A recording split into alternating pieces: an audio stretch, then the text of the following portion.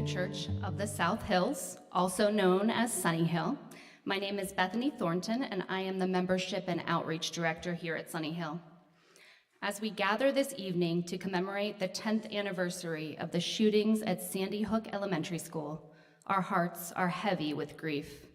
We grieve not just the loss of lives at Sandy Hook, but also the ongoing loss of lives in the pandemic of gun violence that continues to plague our nation. This year alone, according to the Gun Violence Archive, there have been more than 42,000 deaths in our country as the result of gun violence. So many thousands of lives are being lost each year, and the grief experienced by survivors of gun violence is immense and incalculable. While grieving is an essential and necessary part of the process, it is also important that we honor this grief by turning toward action. Action that helps and heals the wounded. Action that protects the vulnerable and prevents further incidents. Action that transforms collective grief into a collective movement to end gun violence across our country. Just as violence begets violence, so does love beget love. We should never underestimate the power of teaching and promoting love and compassion as our foundational values. Love saves lives. I've seen it happen, and so have you. Tonight and always, may our grief strengthen our resolve. May our tears cleanse our souls of despair, and may our heartbroken sense of aloneness lead to the joy of true solidarity. Amen.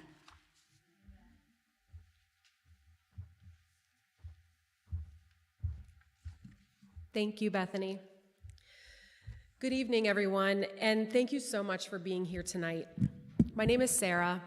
I'm a member of this community, a mom to a 4-year-old and a 6-year-old, a former middle school teacher, and a volunteer with Be Smart and South Hills Gun Sense Alliance. We're honored to be invited to the Unitarian Universalist Church of the South Hills, and we want to thank Jim McGaw, the entire support team, and your board for welcoming us into this beautiful house of worship. And thank you to all of our community partners and community leaders who supported this event, to our volunteers and speakers who helped make this possible, and to all of you here in person for joining us tonight. 10 years ago, a deeply troubled young man with access to a military-style assault weapon stormed into Sandy Hook Elementary School and massacred 20 beautiful children and 6 school staff after killing his own mother. In the decades since, 15,000 of our fellow Pennsylvanians, including too many right here in Allegheny County, have been lost to the gun violence epidemic. Too many empty chairs at tables. Tonight, we will remember and honor them, and we will join our voices together to say that enough is enough, and demand that our leaders take action to end this epidemic. Now, before we continue our program, just a few quick housekeeping points. First, each of you should have received a white flower and an electronic candle when you entered. Please keep those handy, and I'll provide direction on how to use those when the time comes. If you didn't get a flower or a candle, please visit the welcome area for these. Second, toward the end of our program, we will have a call and response segment. To follow along with us, please see the screens behind me or refer to the webpage that was provided to you by the QR code at the welcome table. Now I'd like to welcome Pastor Joe Forrest from Westminster Presbyterian, followed by Rabbi Alex Greenbaum from Bethel Congregation of the South Hills, to offer a prayer for peace for our communities.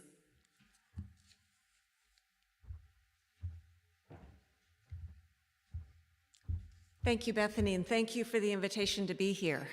My husband and I moved from Chicago to Mount Lebanon last year when I was called to Westminster Presbyterian to serve. And I have such vivid memories of 10 years ago standing at our house in Chicago. We lived in the city and there was a gate right there. And one of our neighbors walked past and he said, "Oh, is it a tragedy?" And I hate to say there's such numbness because in Chicago every day can be a tragedy. But when he told me about Sandy Hook, I will never forget the spontaneous tears that started to fall. I had finished my sermon earlier that morning, but then went upstairs and the next day and had to completely rewrite it because of the grief that it held. By marriage, I have a man whose grandson was killed at Sandy Hook. And within a year, just as surely as there was a bullet that pierced that young boy's heart, this member of my family died of a heart attack. And it was not just a heart attack, it was an absolutely broken heart. So that's the way in which Sandy Hook, that seemed far enough away in Connecticut, really touched so close to home in so many ways. In our Christian tradition, we are in the season of Advent now, in which we are celebrating the birth and the arrival of Jesus, whom we call our Savior. He was born into one of the most politically tense times in our world history, into the Pax Romana, in which the peace of Rome was enforced by wielding the sword to keep everyone silent. So as his parents fled as refugees to Bethlehem and found no place for a birth, he was, in fact, brought into the world and given to us by God as a vulnerable infant to care for. So with that in my mind, and for those of you in the Christian tradition, I invite you and everyone else to please pray with me in this way that we can all connect with. Please pray with me now. God, as night falls, we decorate our homes with lights to shield us from the darkness. Help us to look past the twinkling colors and the artificialness. Help us peer into the darkness and feel your calm and abiding presence. And help us to know there is no place we can ever go in which you are not there and always with us, holding us. Light or dark, day or night, you created both and you care for us in both. God, we are grateful that you remain the firm foundation of our lives. Your essence filling the space between us, and your love can knit us into your beloved community. Assured of your presence among us, let us be bold in the ways in which we lead with love to stem the violence of hate. As we celebrate your son's birth centuries ago, we are grateful that you entrusted to us the care of a vulnerable infant. Remind us that each child is as precious to you as your son Jesus. And as we imagine taking him into our arms, strengthen us to shelter and care for all children in the same loving, protective manner, seeking to give all that we have, that future generations will not know the violence into which he was born and the violence in which we have today, but to know that there is a peace that you offer us when we turn to you, vulnerable but yet so strong. God, bless us this evening. Bless the meditations of our hearts and minds. Bless us together as we are joined in a common purpose to ensure that all lives have their fullest measure given. We offer this in our Savior's name. Amen.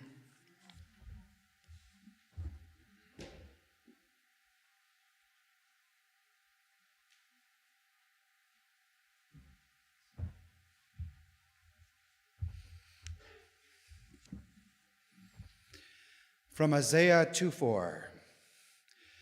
Lo yesagoy el goy cherev, lo yemedu od milchama. Lo yesagoy el goy cherev, lo yemedu od milchama. A prayer for peace by Rabbi Naomi Levy.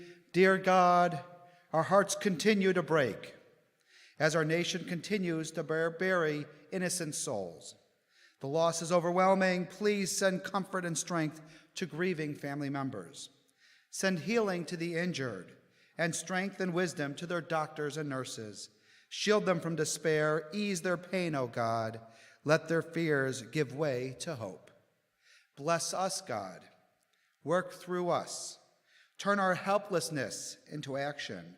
Teach us to believe that we can rise up from tragedy after tragedy with a renewed determination to end gun violence and a renewed faith in the goodness of our society. Shield us from indifference and from our tendency to forget.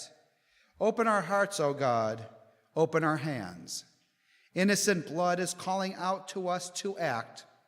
Remind us that we must commit ourselves to prevent further bloodshed with all of our hearts and with all of our souls. Teach us perseverance and dedication. Let us rise up as one in a time of soul searching and repair. God of the brokenhearted, God of the living, God of the dead, gather the souls of the victims into your eternal shelter.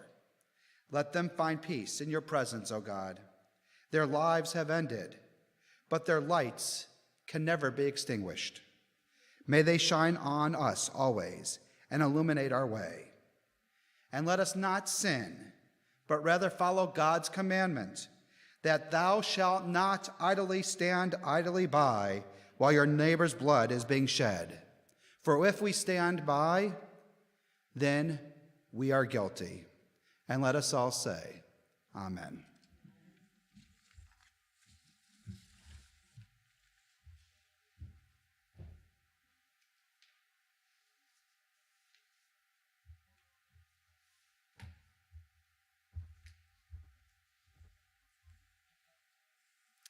Thank you, Pastor Forrest and Rabbi Greenbaum. December 14th, tomorrow, marks 10 years since the Sandy Hook school shooting. Since then, there have been too many terrible school shootings to name. But the Sandy Hook school shooting stands in many of our memories as the beginning of this new era of seemingly constant mass violence in our places of learning. For many of us in suburban communities, the fear of school shootings brought us into this gun violence prevention movement as advocates and volunteers. Our next speaker was not given that option. Instead, she was forced to join a group that no mother should ever have to join. Tina Ford, founder of Mothers of Murdered Sons, was called into this advocacy work when her son, Armani Ford, was taken by gun violence in April 2019. Tina is here to share Armani and her story with us this evening. Tina.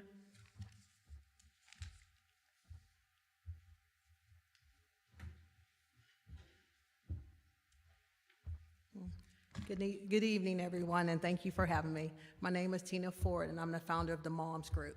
I noticed that everybody else had, written down what they were going to say, but I usually don't do that because I want to speak from the heart, and I want everybody to see my mental health and, what it stands, what it means, because once you lose a child, you are not the same. I've changed completely. I've done a 360. I wasn't really into church like I should have been because I live next door to the church. But once I got that, I always would ask God, what was my purpose? So I kept asking and started doing, acts of kindness and start reading my Bible and really start going back to church. When I got that call that my son was shot, I had an aha moment. And I was like, wow, it took me to lose something to gain something. And it just happened to be my son. And when I was going through the process of planning the funeral and doing everything, I was doing it where it was just surreal. Like I was walking through the motions, but not having no type of feelings of what I was doing. And at that moment, I knew that was my purpose.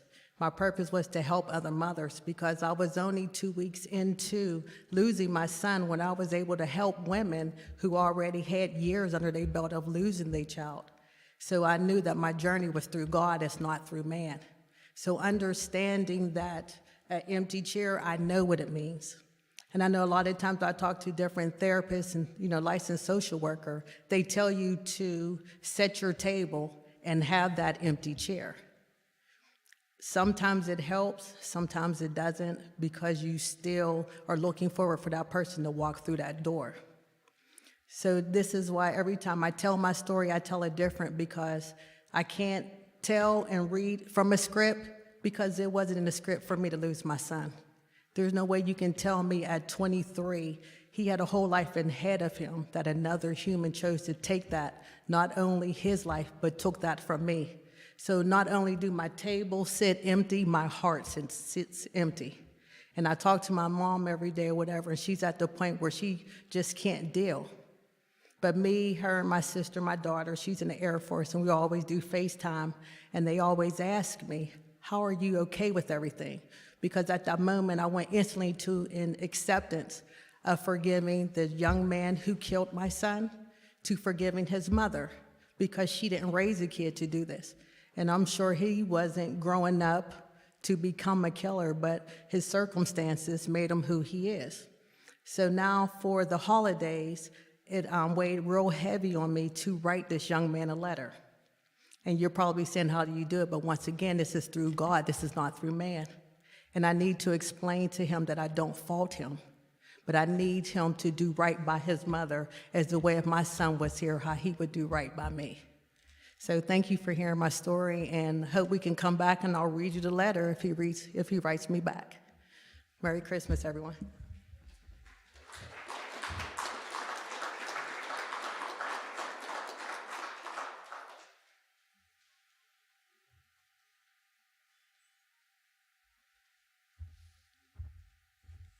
Thank you, Tina. Thank you for sharing your story and your strength with us. Healing from such personal trauma can come in so many forms. Licensed professional counselor Mary Kay Masick is here this evening to share with us her experience in supporting those affected by gun violence.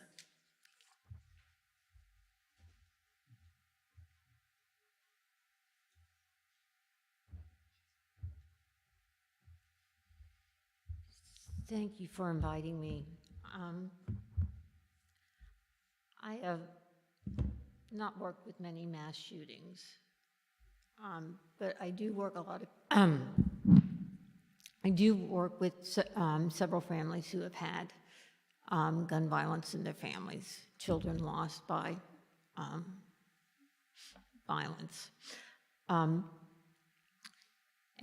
one of the things that I know a lot of people, there's been a lot of talk about why this is happening, what causes or motivates someone to do things like this. But what I like to focus on is the people who are left surviving, and how in many ways we're all survivors because of this,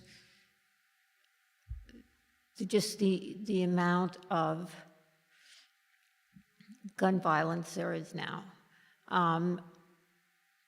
I can't, sorry. I think that, it is great and it is encouraged that people get some sort of professional counseling after something like this, but there's always some resistance. And you almost have to wait till the time's ready, till the person is ready to go and get counseling.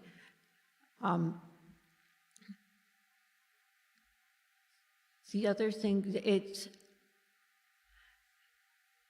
one of the things that we do, especially working in a community outreach team, is when there are things that happen, like a tragic event of some sort, even a national event, we check in with some of our clients. We check in with some of the people that we work with, because you don't know what's going to trigger or what connection they could have to it, whether it's something personal in their history or whether it's a direct connection. I was working with a woman who lived in Squirrel Hill, and she lived in a high-rise, and I went to see her after the Tree of Life shooting, and I was asking her, we were talking about how she was doing. She said, I knew 3 people. And I think this is one of the things that throws me the most, is and it triggered a lot of memories for her She started talking a lot about the Holocaust and some of her family members who were lost in the Holocaust. And she used some pretty dramatic language that I hadn't heard before. She referred to ovens, which kind of took me aback a little bit. But anyway, she lost a neighbor, a friend's husband, and the man who volunteered to come and take people from that apartment building grocery shopping every week. Now, I just think about the ripple effect that this has on the community as a whole. It's not just the individual victims when sometimes this happens, but it affects other people too. And it's very good to keep checking in with them. That's another thing that we also talk about too is, and I'm sure many of you have seen this after funerals or when a loved one has passed, people are checking in with you, for the first month maybe. And then after that, it kind of, slows down a little bit. But keep checking on people, keep making sure, and ask questions. Instead of how are you doing, maybe ask, are you sleeping okay? Because you want to also watch out for symptoms of trauma or depression. Frequently, the symptoms look very similar, but you want to check and see if they're eating. Gee, you look really tired. Are you sleeping? Gee, you look like you lost a little bit of weight. Bringing these things up because maybe they're not eating. Are they taking care of themselves? Are they taking a bath? Are they taking, are they keeping their house clean? Those are things that you want to do, and because it's an ongoing thing. And once the immediate public grieving is over, you want to go back and check on friends and families that have experienced this, because you don't know how long it's going to go on.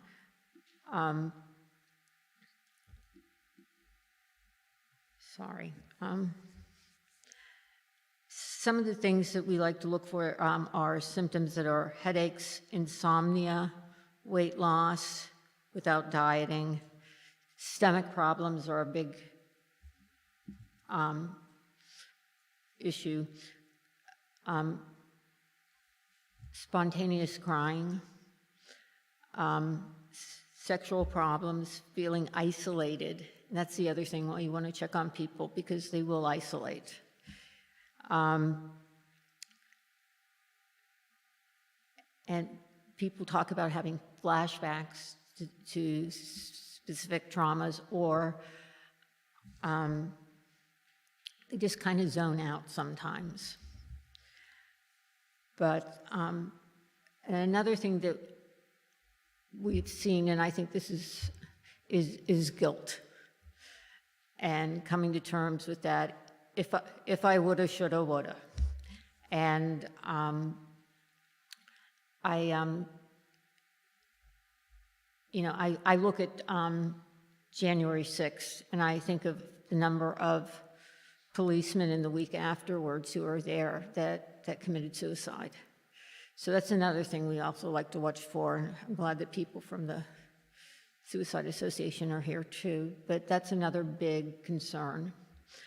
One of the other things that we have concerns about are when a kid comes in, we were talking about some of these things the other day, when a kid is admitted to the hospital on a psychiatric unit and he has a plan, or she has a plan, and it involves a gun, and find out that there's a gun in the house, and the parents are resistant to getting rid of the gun. This has happened a couple times. So you're meeting some, you have to make sure that we can't tell people to get rid of their guns, although I would like to. But you can't, it's a very difficult situation there where you know that the child has a plan to harm themselves with a gun, and the parents don't want to get the gun out of the house. It's quite tragic. Sorry. But it does happen.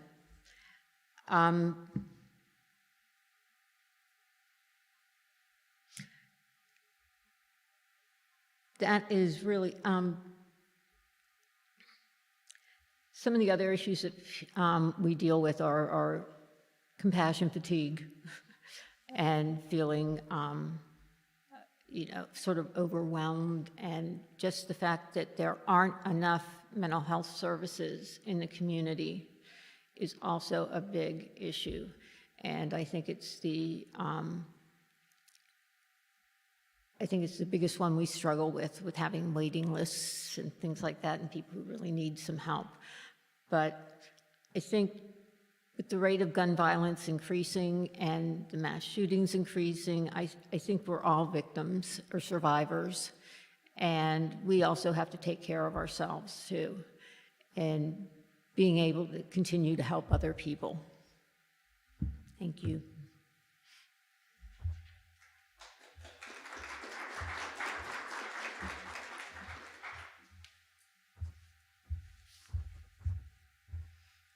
Thank you, Mary Kay, and thank you for the work that you do to help heal our families and communities.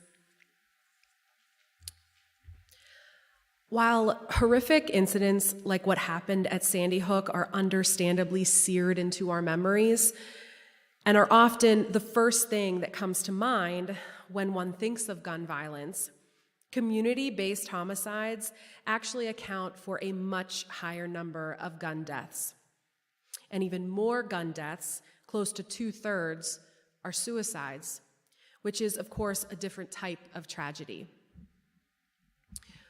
We must always remember the victims of this unrelenting, everyday violence, a phrase that is so ironically cruel, yet captures the scope of this crisis.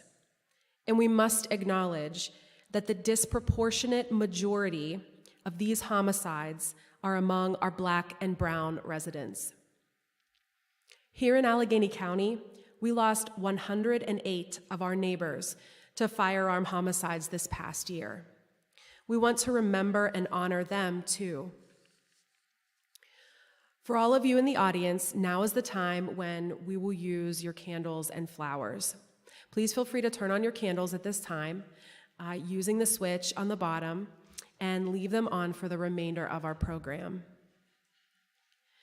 We'll next read the names of the victims from Sandy Hook and those from Allegheny County.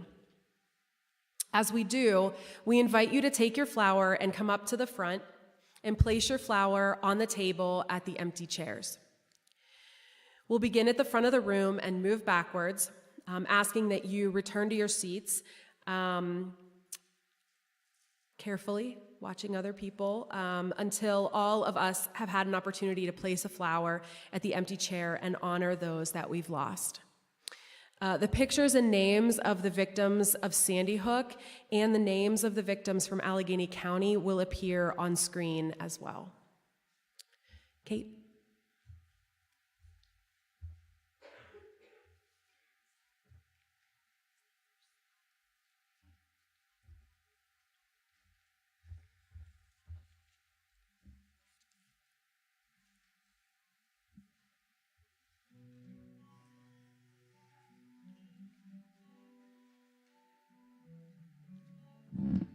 Charlotte Bacon, Daniel Barden, Olivia Engel, Josephine Gay, Dylan Hockley, Madeline Sue, Catherine Hubbard, Chase Kowalski, Jesse Lewis, Anna Marquez Green, James Mattioli, Grace McDonald, Emily Parker, Jack Pinto, Noah Posner, Caroline Praviti, Jessica Rekos, Ariel Richmond, Benjamin Wheeler, Allison Wyatt, Rachel Davino, Dawn Hawksprung, Nancy Lanza, Anne Marie Murphy, Lauren Russo, Mary Sherlock, Victoria Lee Soto.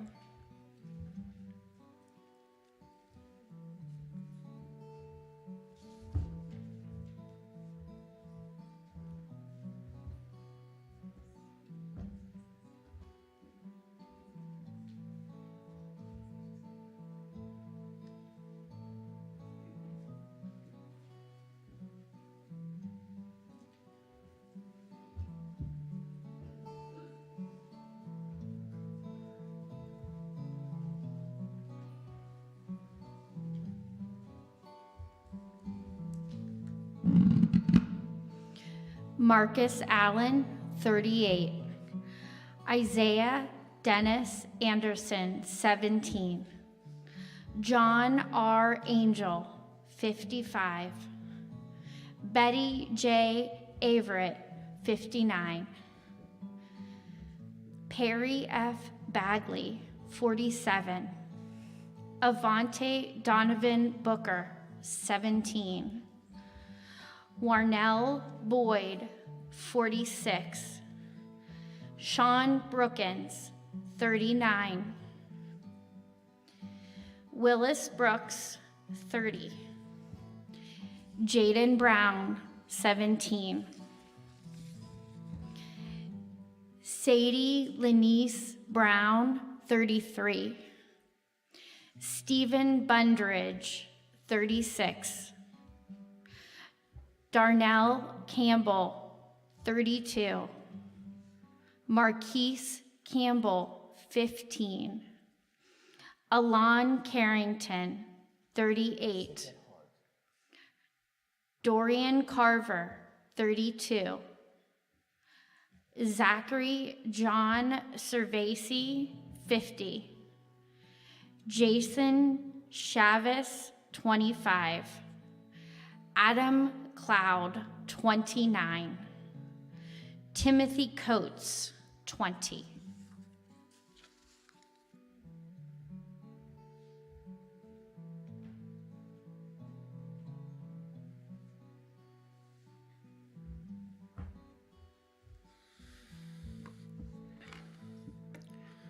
Maurice Cole, 21, Pittsburgh. Shaquan Cox, 23, McKees Rocks. Glenn Tyrone Davenport III, 34, Pittsburgh. Darian Davis, 18, Homestead. Miko Devon, 29, Pittsburgh. Ibrahim Diallo, 20, McKeesport. Robert Dietrich, 78, Kennedy Township. Rachel Dowden, 28, Bellevue. Stephone Drayton, 40, Pittsburgh. William Earl Dykes, 33, Rankin.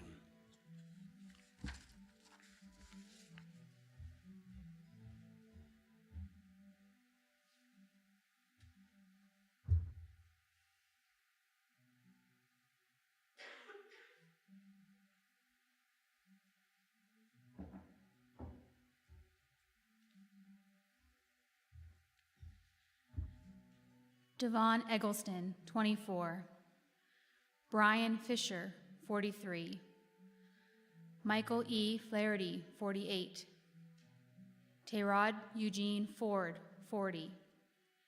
Keith Glazer, 51. Paris Glover, 21. Jared Lamont Goodwine, 21. Edwin R. Green, 47. Michael Gunter, 20.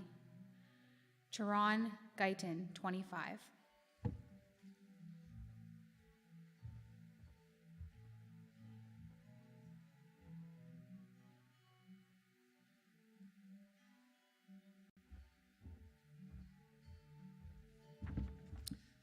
Joshua Hamilton, 19. Donald Hammond, 31. Leotis Herds, 58. Johnny Lee Higgins, 50.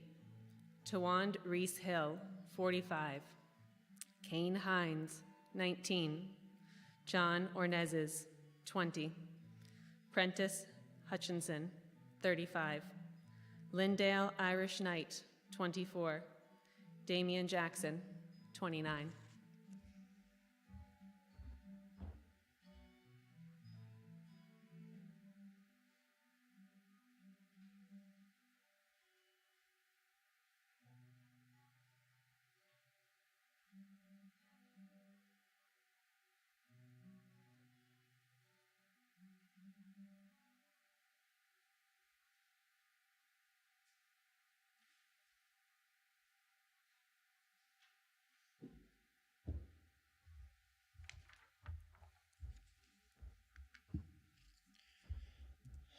James R. Jeffries, 30, Pittsburgh. Darab Johnson, 18, Duquesne. Dante Benjamin Jones, 34, Penn Hills. Carrington Keys, 41, Pittsburgh. Alexander Kowalik, 16, Etna. Morgan Korpakis, 24, Springdale. Cornell P. Lee Jr., 37, Pittsburgh. Amari Lee, 19, Braddock. Tamani Lewis, 21, Pittsburgh. Darrell Lee Lipford, 34, Pittsburgh.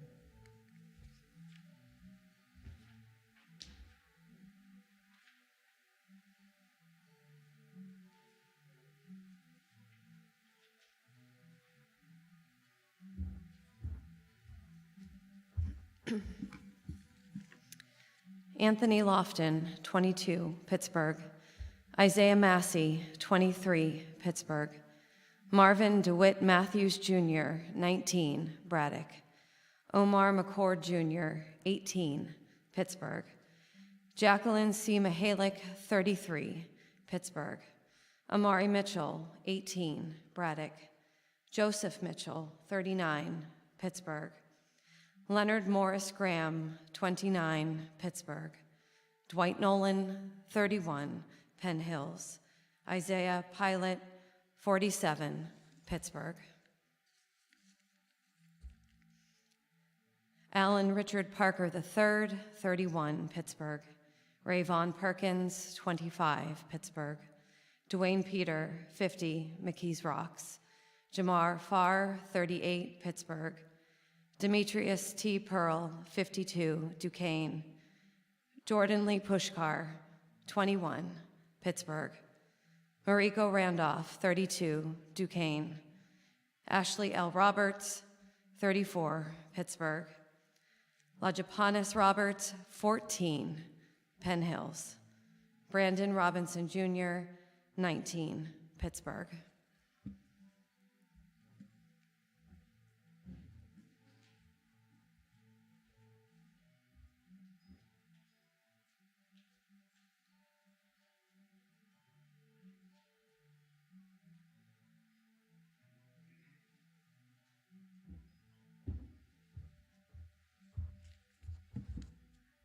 Dominique Rucker, 31, Pittsburgh. Travis George Sanner, 38, North Versailles. Walter Sloan, 40, Wilkinsburg. Jaleel Smith, 26, Pittsburgh. Javelle Smith, 27, Pittsburgh. Christina Spacuzza, 38, Turtle Creek. Matthew Steffi Ross, 17, Pitcairn. Jeremy Monroe Stevens, 33, Pittsburgh. Charles Gert Stepetich, 38, Turtle Creek. Micah Stoner, 23, Pittsburgh.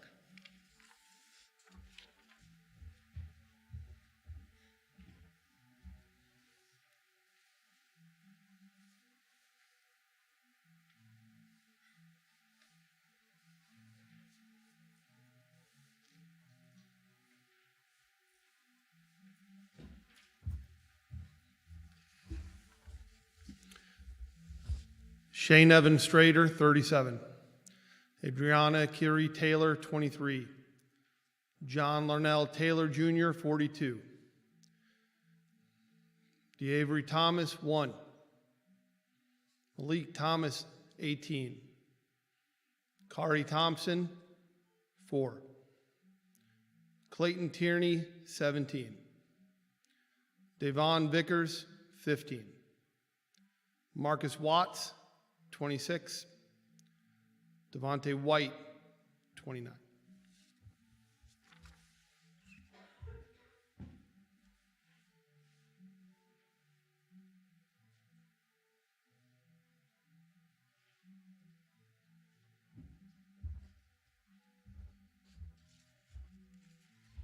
Keith Wicks, 39. Noah Wilkerson, 29. Robert Devon Williams, 36. Teron Williams, 18. Kyle Wilson, 28. Dennis Winger, 39. Deontay Young, 18. Tyree Young, 30.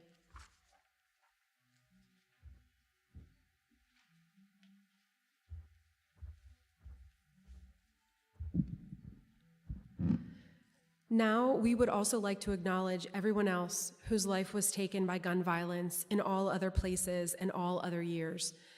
Sadly, the long list of names we just heard were followed by thousands and thousands of others, over 45,000 last year across America alone.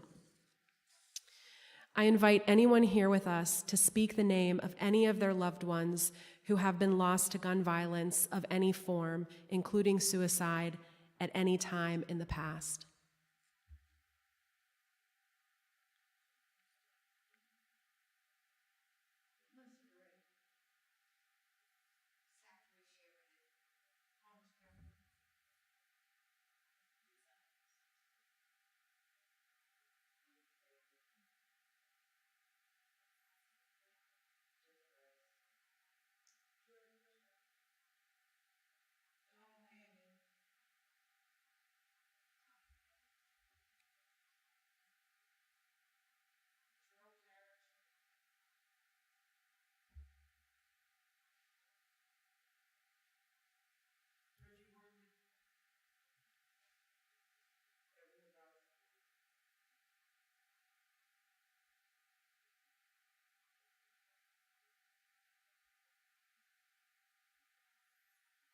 Let us all please take a moment of silence to remember and honor them all.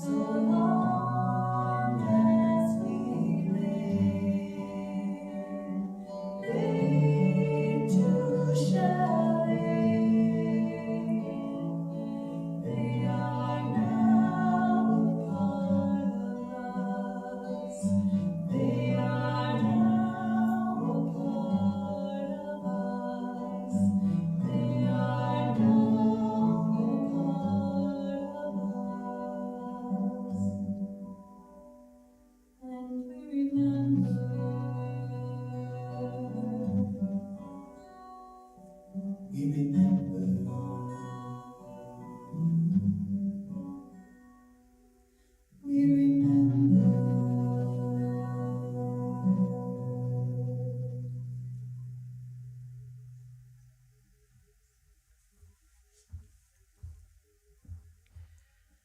I'd like to introduce Josh Fleetman, Ceasefire PA's Western PA manager, to help us honor their memories through action. Josh.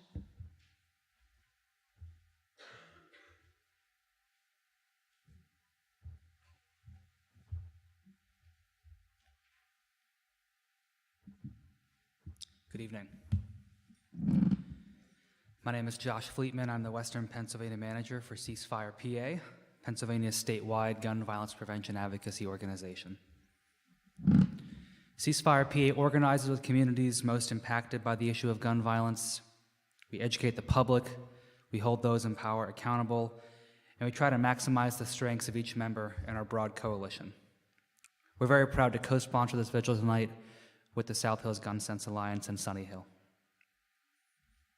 We at Ceasefire PA, we envision a life without gun violence, where people from every community across the Commonwealth feel safe because they actually are safe. We've heard tonight from so many in our community about what that lack of safety means, how gun violence has a different impact on each and every one of us, but how it absolutely does have a damaging and lasting effect on all of us. And as our community here in Allegheny County confronts the 108 firearm homicides we've been traumatized by just this year, as our nation remembers the sweet innocent lives taken at Sandy Hook 10 years ago, as our shell-shocked society is bombarded with massacre after massacre at shopping centers, schools, and houses of worship, too many to name, happening in such quick succession that we have no time to mourn one before the next hits. After all that, it's easy to become numb and to just accept that this is the grim reality of the way things are. Well, I'm here tonight to tell you that one, this is not normal. We cannot ever accept it as such and allow apathy to take hold. And two, that we, all of you, have the power to prevent these tragedies. The overwhelming body of evidence, the experiences of other states, and basic common sense makes one thing perfectly clear. Stronger gun laws mean less gun violence. The problem is not a shortage of policies to implement. The problem is a lack of political will, a lack of political courage. This is a political choice that too many of our elected officials have made to do nothing, to tolerate 1,700 gun deaths in Pennsylvania last year, roughly 15,000 since Sandy Hook. Too many empty chairs at tables. That is not the law of nature. That is the law of man. And it can be changed through the political process, where each of you has more power than you may realize. And I know the state of our politics makes it easy to throw your hands up in frustration and give up. But remember, it was just 4 years ago that the legislature in Harrisburg passed and the governor signed a law that disarms domestic abusers. That has saved lives in Pennsylvania. And many of the same elected officials that voted for that law are still in office today. And it was less than 6 months ago, in the wake of the Uvalde tragedy, that Congress passed the Bipartisan Safer Communities Act, the first major new national gun law in almost 30 years. Don't tell me change can't happen. It can. It does. And we have here tonight joining us elected officials who are powerful voices for that change in Harrisburg and Washington. Leaders like Congresswoman-elect Summer Lee, and I know Congressman-elect Chris DeLuzio is going to try and make it tonight as well. Leaders like State Representative Dan Miller, and County Councilman Tom Dorr is here as well. Thank you for all of you for your commitment to fighting for safer communities and for representing the true majority of Pennsylvanians who support gun safety policy change. I'm disappointed that other South Hills state legislators, like Senator Devlin Robinson and Representative Natalie Mihalik, ignored an invitation to join us here tonight. But that makes it all the more important that they hear from you, each and every one of you, demanding that they take action to support stronger gun laws in Pennsylvania. because we will soon have, for the first time in 12 years, a gun safety majority in the State House, ready to work side by side with Governor-elect Josh Shapiro, who's also a champion for gun safety, to advance these life-saving policies. For the first time in a long time, we will see measurable progress on legislation like red flag laws, lost and stolen gun reporting, and universal background checks, the three of which comprise Ceasefire PA's common agenda to end gun violence. And yes, there are still barriers. We will no doubt hit roadblocks. Progress will not be fast or comprehensive enough. But transformative change has never been easy in the history of this nation. It's always a long, hard, and indirect effort. No societal progress has ever come easily or quickly, but it has always, always required the sustained engagement of citizens. So how can you all exercise your power to help push for this policy change? We have an entire action table outside to make it easy for you to make your voices heard and take any number of steps. Come by after the program ends to sign our Common Agenda petition. Write a postcard to your state lawmakers demanding they take action. If they already support gun safety, thank them, and then write to state Senate leadership to demand that they follow suit once the House has passed these broadly popular bills next year. And you can go even further. Call their offices tomorrow to advocate and request a meeting with them to discuss this issue directly. Plan to join Ceasefire PA at our Harrisburg rally every single year coming up this spring. Write a letter to the editor in the local newspaper. Or host an event in your living room with us, welcoming your friends and neighbors into your home to grow the gun violence prevention movement. We at Ceasefire PA are here to help you make your voice heard, to be a part of the process of making our communities safer and moving us toward our vision, a life free from gun violence. I know that you may be tired, that you may be hurting. These horrors, they just keep happening and it feels overwhelming. Sometimes it's just easier to turn away from the crisis, to bypass the pain by focusing on something else. I understand, believe me, even I feel that way sometimes too.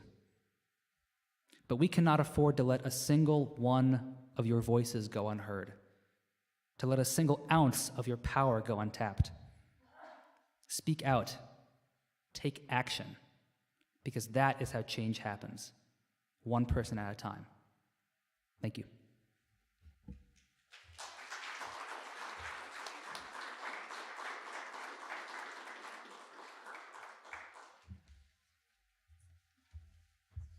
Thank you, Josh. And thank you all for being a part of this powerful evening of remembrance and reflection. We now invite you to join us in a call and response of reflection and remembrance. You'll find the text on the screen behind us and from the QR code provided upon arrival.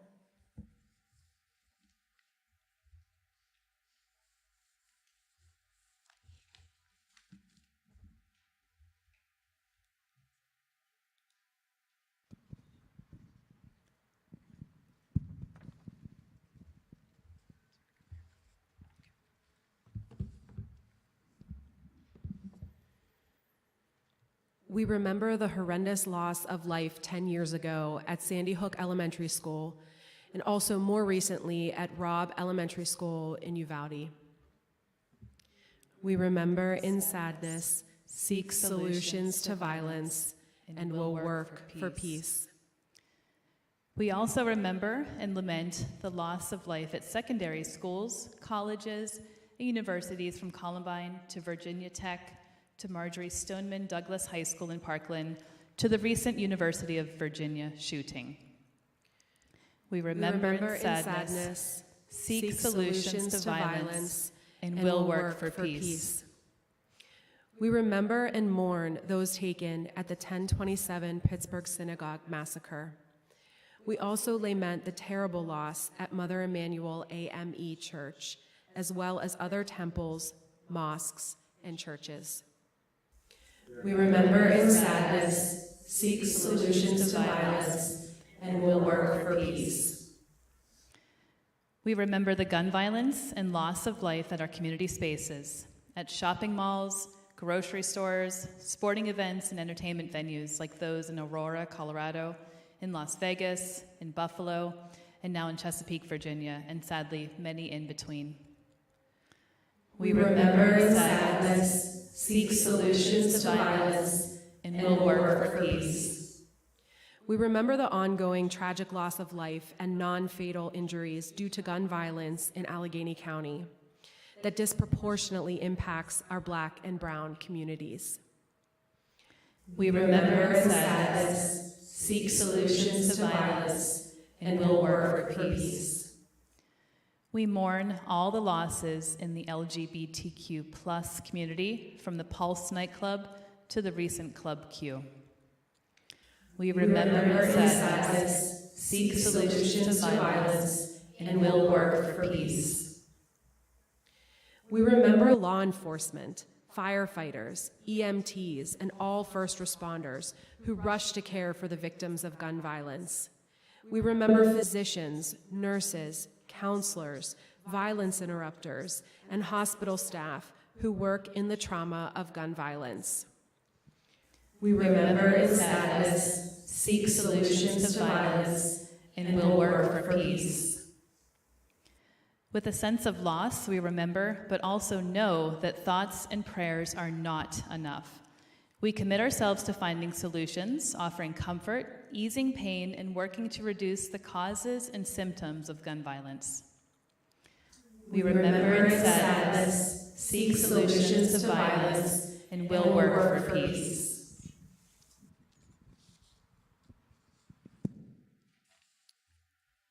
Next, Asta Kill of Lebo Pride will share a benediction.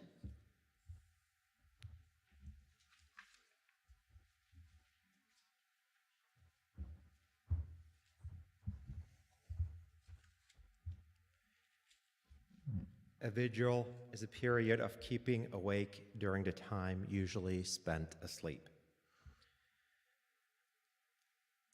Let me keep you awake with a story a pediatrician shared with me during Lebo Pride's June celebration. He said that in over 30 years of practice, he never lost a child to suicide until last year.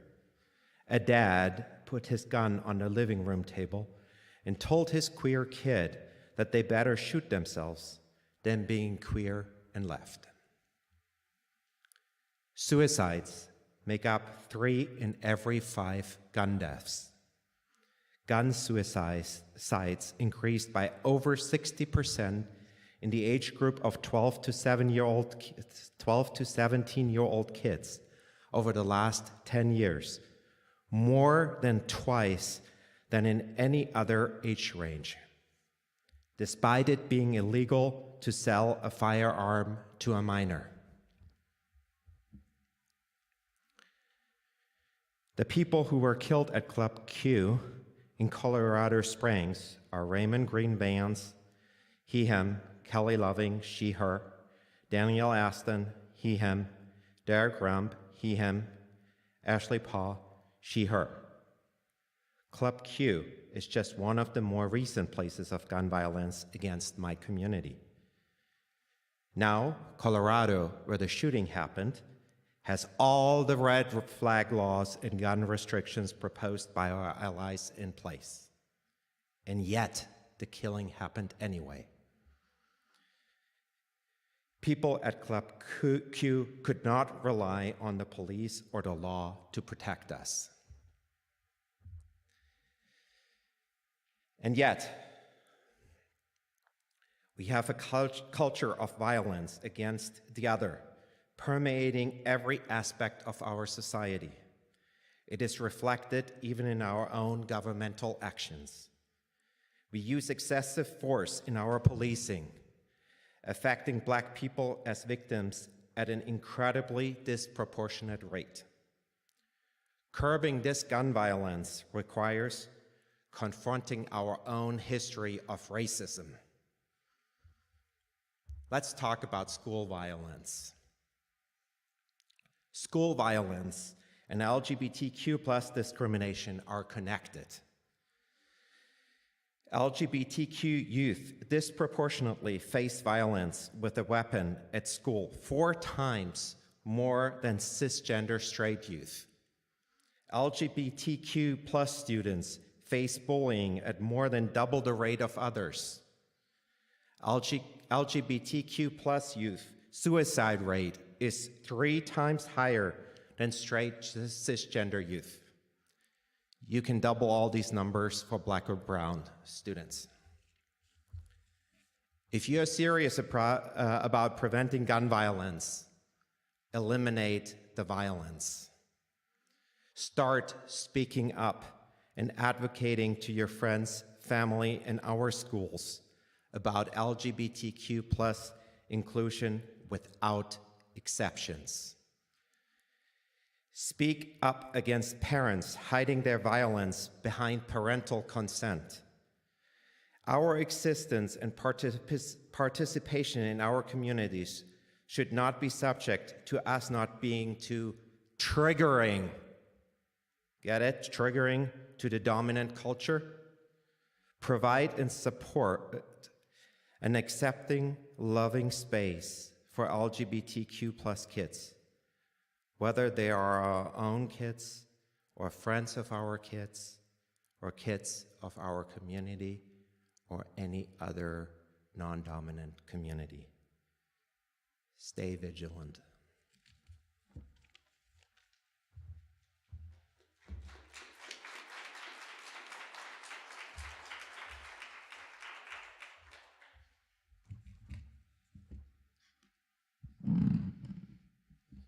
My name's Jen McLaughlin, and I serve as the religious educator here at Sunny Hill. First, I want to thank you all for joining us this evening, and thank you to our speakers for their words, which I hope will inspire us all to action. For now, we'll close with these words. Tonight, we grieve so much.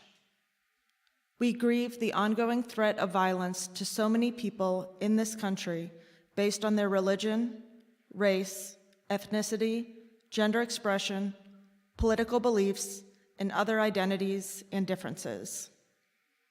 We grieve the reality of living in a world which our schools and places of worship have become targets for violence.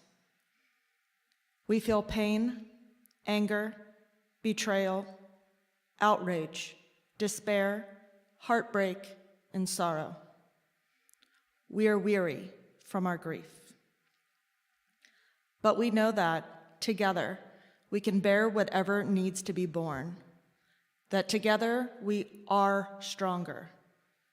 That together, we will work to bring into being the world we so strongly desire for ourselves, for our friends and our families, for our children, and for our world. Go in peace and go in power, the power that we create each time we take action together. Amen.